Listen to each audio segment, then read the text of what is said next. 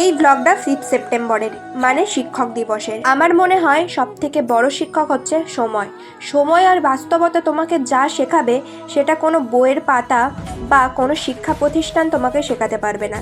এটা একান্তই আমার ব্যক্তিগত মতামত, সবার মতামত ভিন্ন হতে পারে। সময়ই আমাদের ভেঙে চুরমার করে দেয়, আবার সময়ই আমাদের শক্ত পাথরের মতো গড়ে তোলে। তাই আমার মনে হয় প্রত্যেকটা মুহূর্তের সময়কে আমাদের ইউটিলাইজ করা দরকার। সময়ের সাথে সাথে আমাদের সেলফ ডেভেলপমেন্ট করা অ্যান্ড সেলফ ইমপ্রুভমেন্ট করা খুবই প্রয়োজন। জীবনে সবকিছু ফিরে আসলেও সময় কোনোদিনই ফিরে আসে না।